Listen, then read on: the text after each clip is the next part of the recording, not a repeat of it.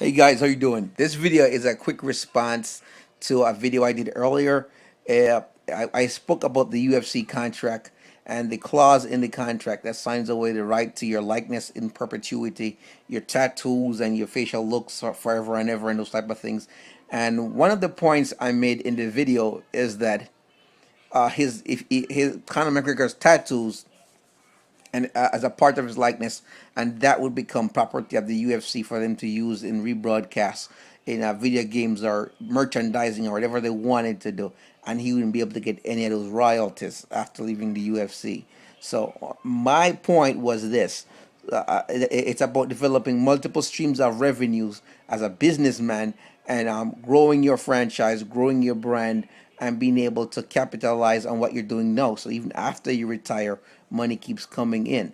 So someone posted, why would Conor McGregor want to sell T-shirts? I don't see him selling T-shirts now. He wouldn't want to do that. That's a waste of his time because he's making 10 million or whatever. He doesn't need to do that anytime soon. Well, let me explain something. Before the Reebok deal, the UFC was making 5 to 400 million a year still, okay, in gross revenue, and at that time they were selling the walkout shirts that the fighters wore. Okay, so if the UFC was making 4 to 500 million a year and selling the walkout shirt that the fighters wore, obviously that's a very important stream of revenue. So for Conor, so think logically. Why wouldn't he, as a businessman, want to develop his own independent stream of revenue for himself too? So just because you get 100 million, it doesn't mean that you stop there. You gotta grow your wealth. You gotta invest more. You gotta grow your money, and you gotta build it. You have to make sure that, hey, listen, this the sacrifice that you've made to develop all these skills. Once you're not able to fight, money is coming in. Now, apart from in the ring and self defense seminars, where else can you apply those skills that you learn in fighting? Can you walk in your office, open your computer, and pull up Microsoft Excel and do a roundhouse kick, and all of a sudden the formulas get right? I don't think so.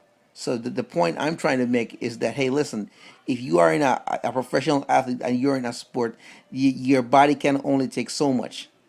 You know, there's only you ask Ken Shamrock, ask any of those guys who were legend. Randy Couture made the right moves, so and that is why it's so important to control your product and your brand and your streams of revenue. So that's why Conor McGregor would want to sell T-shirts and would want to sell his own merchandise, so he could have additional streams of revenue. So for the person that posted that comment, why would he want to sell T-shirts? The UFC was making 4 to 500 million a year, and they were doing it before the Reebok deal. So why wouldn't he?